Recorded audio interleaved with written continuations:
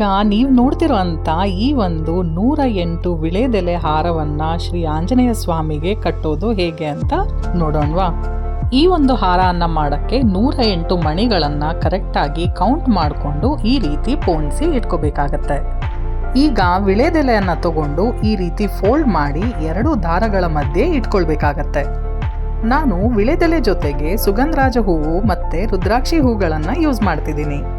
ಇದಾದ ನಂತರ ಮೇಲೆ ಈ ಒಂದು ಮುತ್ತನ್ನು ಜೋಡಿಸಿ ಇಲ್ಲಿ ತೋರಿಸ್ತಿರೋ ರೀತಿ ಗಂಟನ್ನು ಹಾಕ್ಕೊಳ್ಬೇಕಾಗತ್ತೆ.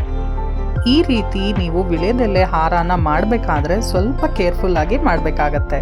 ನೀವು ಗಂಟು ತೀರಾ ಟೈಟ್ ಹಾಕಿದರೆ ಎಲೆ ಹರಿದೋಗತ್ತೆ, ಲೂಸ್ ಮಾಡಿದರೆ ಎಲೆ ಉದುರೋಗತ್ತೆ.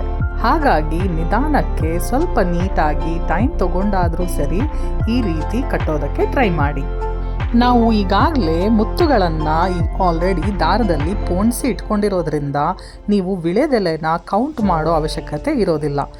ನಾವು ಈಗ ಕಟ್ತಿರೋ ಅಂಥ ಈ ಒಂದು ಹಾರದಲ್ಲಿ ಮುತ್ತುಗಳು ಮುಗಿದಿದೆ ಅಂದರೆ 108 ಎಲೆ ಆಲ್ರೆಡಿ ಕಟ್ಟಿ ಆಗಿದೆ ಅಂತ ಅರ್ಥ.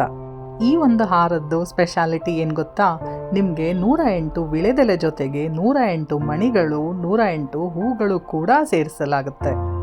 ಈ ಒಂದು ಹಾರ ನೋಡೋದಕ್ಕೆ ಅದೆಷ್ಟು ಅದ್ಭುತ, ಎಷ್ಟು ಚಂದ ಅಂದರೆ ಆ ಒಂದು ಎಕ್ಸ್ಪೀರಿಯನ್ಸನ್ನು ಒಂದು ಸಲ ನೀವು ಟ್ರೈ ಮಾಡಿ ನೋಡಿ. ಈ ಒಂದು 108 ವಿಳೆದೆಲೆ ಹಾರವನ್ನು ಶ್ರೀ ಆಂಜನೇಯ ಸ್ವಾಮಿ ದೇವಸ್ಥಾನಕ್ಕೆ ಪೂಜೆಗೆ ಅಂತ ಕೊಟ್ಟಿದ್ದೆ. ಆ ಒಂದು ಪೂಜೆ ಅನುಭವ ಹೇಗಿತ್ತು ಅಂತ ಈಗ ನೀವೇ ನೋಡಿ.